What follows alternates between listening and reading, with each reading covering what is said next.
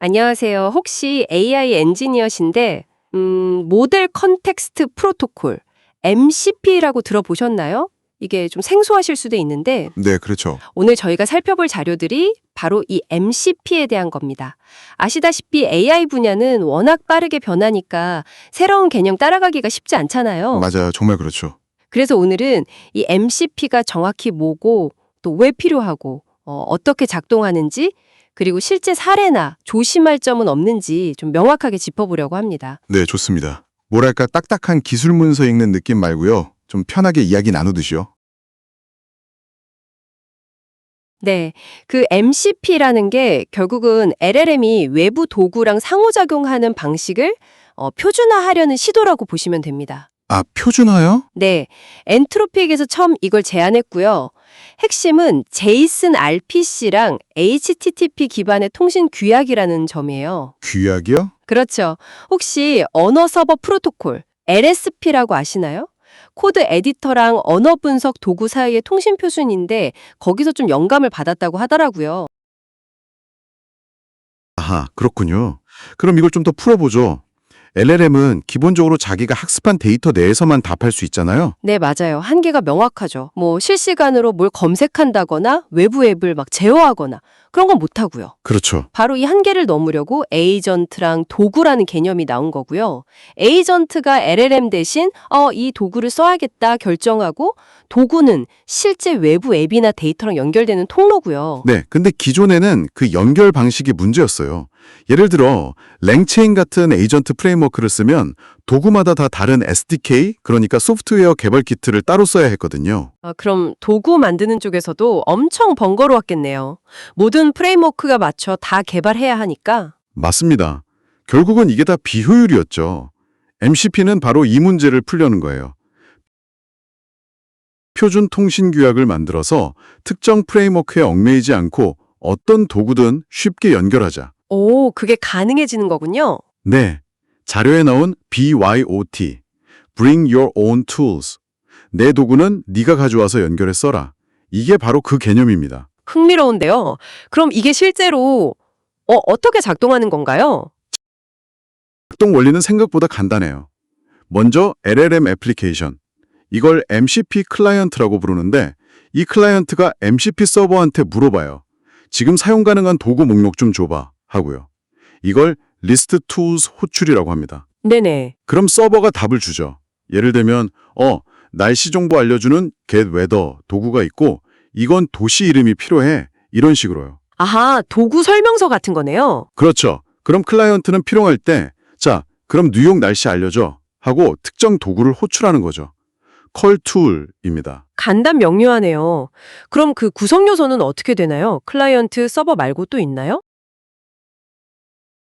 크게 보면 세 가지 요소인데요. 방금 말씀드린 MCP 클라이언트와 MCP 서버가 있고요. 그리고 이 클라이언트가 실행되는 환경, 예를 들면 클로우드 데스크탑 앱이나 커셔 IDE 같은 AI 애플리케이션 환경을 MCP 호스트라고 부릅니다. 아, 호스트, 클라이언트, 서버. 이렇게 셋이군요. 네, 호스트가 사용자랑 상호작용하고 클라이언트가 중간에서 호스트와 서버 간 통신을 중개하고 서버가 실제 외부 도구를 가지고 있는 거죠. 서버가 그럼 단순히 도구만 제공하는 건 아닌가 보네요? 맞아요. 서버는 API 호출 같은 도구, 툴 기능 외에도 데이터베이스 같은 리소스를 노출하거나 아니면 미리 정해둔 작업 흐름인 프롬프트 기능도 제공할 수 있습니다. 실제 사용 예를 보면 더 와닿으실 것 같은데요. 아, 네. 어떤 게 있을까요? 자료를 보니까 예를 들어서 클라우드 데스크톱 앱에 네이버 검색 기능을 MCP로 붙인다거나 오, 네이버 검색을요? 네. 혹은 컬서 같은 AI 코딩 도움이 있잖아요. 이게 MCP를 통해서 로컬 컴퓨터의 디버거나 파일 시스템 같은 외부 도구랑 연동하는 사례도 있더라고요. 그게 바로 표준화의 장점이네요. 일일이 다 따로 연동 개발할 필요 없이 규약만 맞으면 되니까요. 그렇죠. 오픈 AI도 자기들 에이전트 SDK랑 API에 MCP 지원을 넣고 클라우드 플레어 같은 데서는 원격 MCP 서버를 호스팅해주는 서비스도 하고요. 개발자 입장에서는 아무래도 SDK, 소프트웨어 개발 키트가 중요할 텐데요. 네, 그렇죠. MCP 서버를 쉽게 만들 수 있게 도와주는 SDK들이 언어별로 나와 있어요. 파이썬용 패스트 MCP 같은 것도 있고 타입스크립트나 코틀린용도 있고요. 클라이언트 쪽은요? 클라이언트 SDK는 보통 랭체인 같은 기존 에이전트 프레임워크가 SDK 안에 포함된 경우가 많습니다. 아하.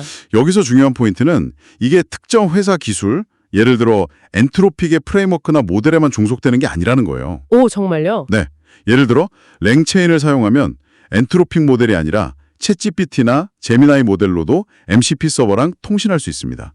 굉장히 유연하죠. 와, 이거 정말 편리한데요. LLM의 활용도를 확 높여줄 수 있겠어요. 자, 근데 늘 그렇듯 좋은 점만 있진 않겠죠? 그렇죠. 여기서부터가 또 중요합니다. 네. MCP가 아직은 좀 초기 단계잖아요. 그래서 여러 문제점들이 지적되고 있는데, 특히 보안 문제가 좀 심각해 보이더라고요. 맞습니다. 그게 가장 큰 문제 중 하나예요. MCP 자체는 그냥 통신 규약일 뿐이지 인증이나 권한 부여 같은 보안 관련 기능이 아직 표준에 명확하게 정의되어 있지가 않아요. 아, 진짜요? 그럼 좀 위험할 수 있겠는데요? 네. 물론 로드맵에는 포함되어 있다고는 하는데 현재로서는 좀 취약합니다.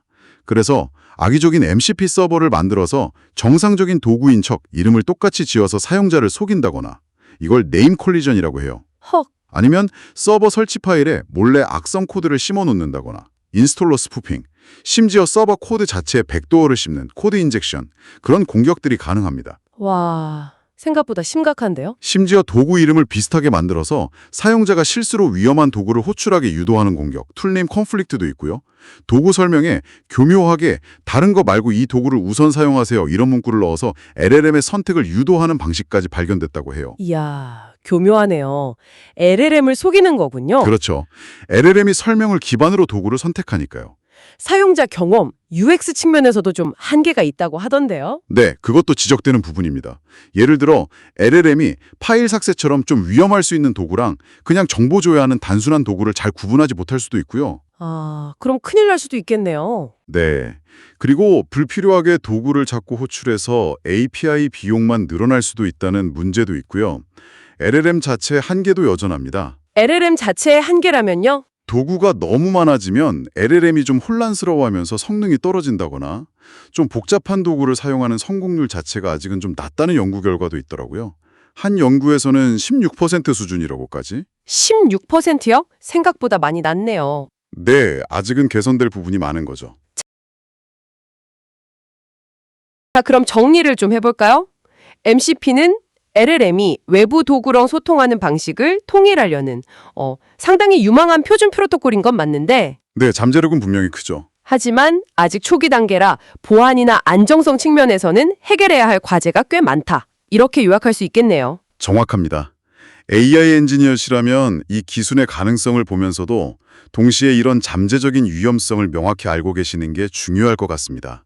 그렇죠. MCP가 정말 LLM을 실제로 일하게 만드는 그런 핵심 기술이 될 수도 있겠지만 지금 지적되는 이런 보안 문제들이 해결되지 않으면 좀 널리 쓰이기는 어렵지 않을까 싶네요. 네, 앞으로 MCP 생태계가 어떻게 발전하고 이 문제들을 어떻게 해결해 나갈지 좀 꾸준히 지켜봐야 할 것 같습니다.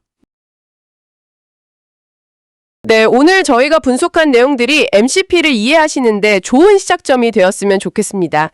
혹시 지금 듣고 계신 당신의 AI 프로젝트에 이 MCP를 한번 적용해 본다면 어떤 새로운 가능성을 열 수 있을지, 또 반대로 어떤 점을 가장 주의해야 할지 한번 생각해 보시는 건 어떨까요? 좋은 질문이네요. 다음 분석에서도 또 흥미로운 내용으로 찾아뵙겠습니다.